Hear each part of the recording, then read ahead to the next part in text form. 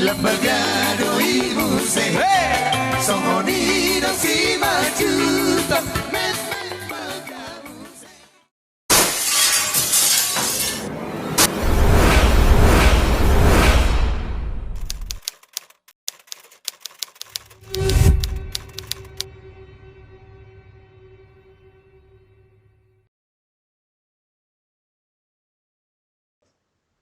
Horas seluruh Simanjuntak Sitolu Sadaina.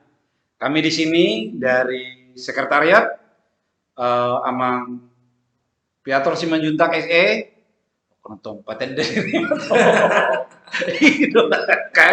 dan saya adalah Daniel Simanjuntak, staf dari beliau.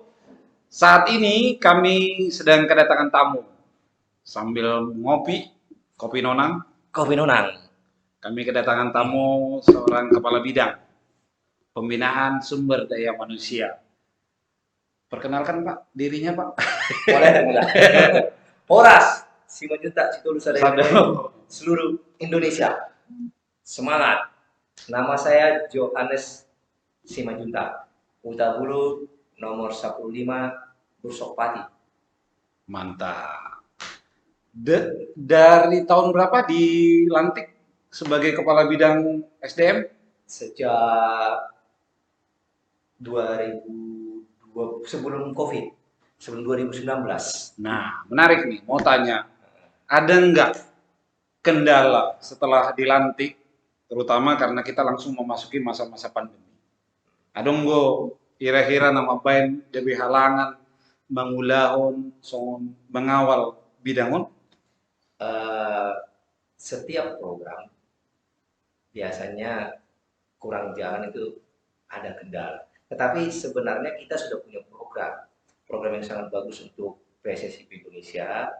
Tetapi pada saat program itu sudah kita bicarakan untuk khusus sumber daya manusia di seluruh Simanjuntak Sitolu Sadaina Boru seluruh Indonesia, pada saat mau berjalan, kendala yang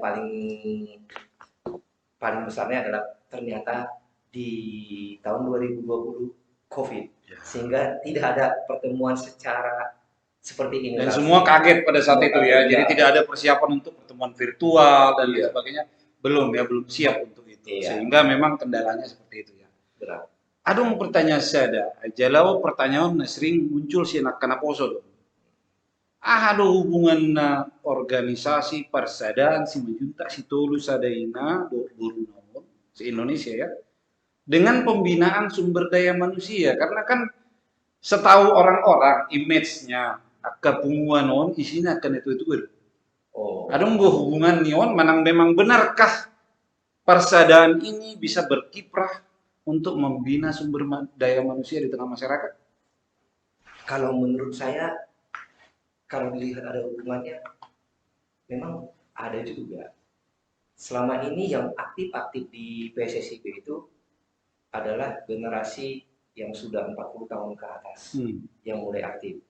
Jadi ingat, sumber daya manusia itu berarti bukan hanya generasi lansia, tetapi generasi muda juga yang harus kita tekankan. Jadi sebenarnya program daripada sumber daya manusia itu adalah memastikan, selain kita tahu lah kalau seandainya program adat di Simanjuntak itu sangat bagus, semua berjalan dengan bagus. Tetapi masih ada program yang kita bisa lihat untuk generasi yang sudah sering disebut SML ya, sumber daya SDL, sumber daya lansia.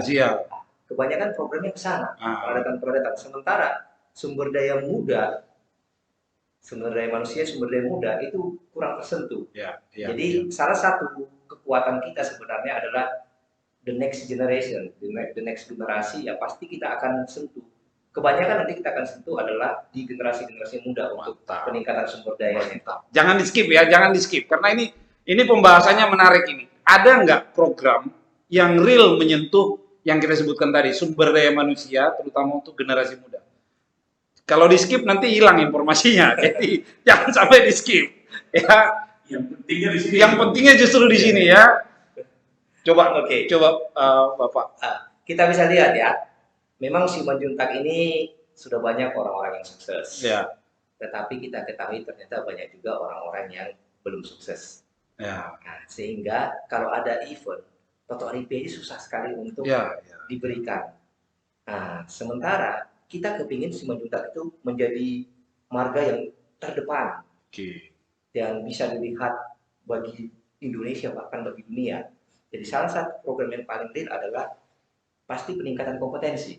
Ah, Peningkatan kompetensi itu, ingat, kompetensi itu bukan hanya pengetahuan. Sesuai dengan yang dikatakan bahwa kompetensi itu adalah berhubungan dengan pengetahuan, sikap, dan praktek atau tindakan. ya, ya. Jadi sekarang kita akan coba di sumber daya manusia ini mengembangkan ketiga-tiganya. Jadi benar-benar bahwa sumber daya manusia di Simanjuntak itu siap untuk berkompetisi.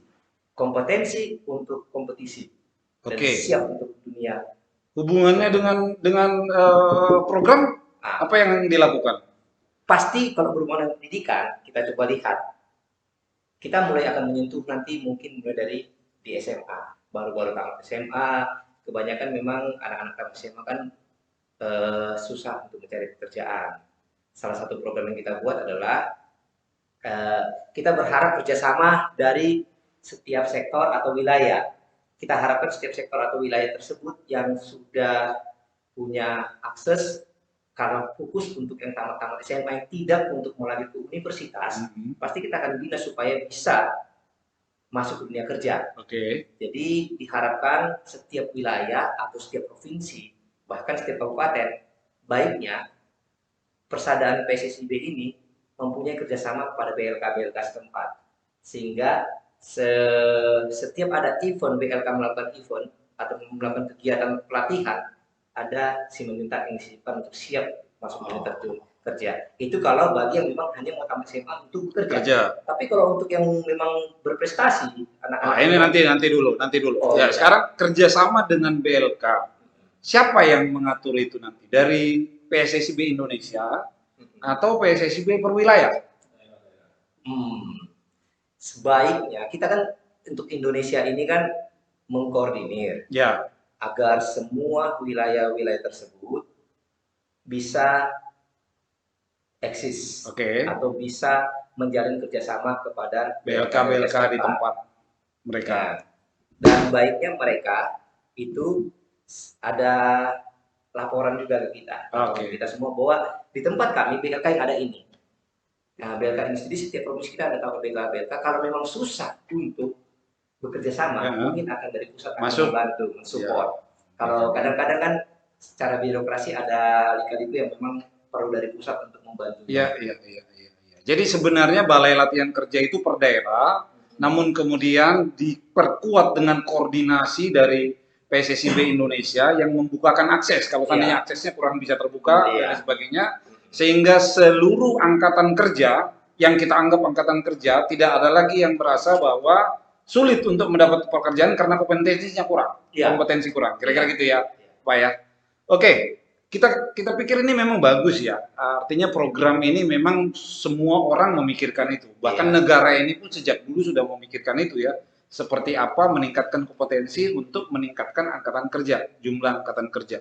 Tapi persoalannya ini kan PSSIB Indonesia, apakah kira-kira menurut Bapak ini akan disambut baik oleh wilayah-wilayah PSSIB Indonesia di wilayah-wilayah, dan seperti apa sih caranya berkoordinasi sehingga ini menjadi sangat maksimal dirasakan ke seluruh pelosok? Inilah keberuntungan kita PSSIB ini. Ini adalah organisasi persaudaraan, organisasi satu darah, persaudaraan satu darah. Berarti semua keturunan Simanjuntak, Sitolusada Ina, berarti kita anggap satu darah, darah Simanjuntak. Jadi saya yakin sekali bahwa jikalau program ini benar-benar disupport dan digongkan oleh PSSIB Indonesia, saya yakin sekali, saya antusias bahwa semua wilayah, bahkan sampai ke sektor-sektor, akan support hal ini. Akan menyambut. Dan mereka akan berpartisipasi. Benar sekali, dan ini untuk kepentingan mereka juga, bukan untuk kepentingan kita. Oke. Dan tentunya, ujung-ujungnya pasti untuk meningkatkan perekonomian atau meningkatkan kemampuan mereka untuk bersaing di dunia.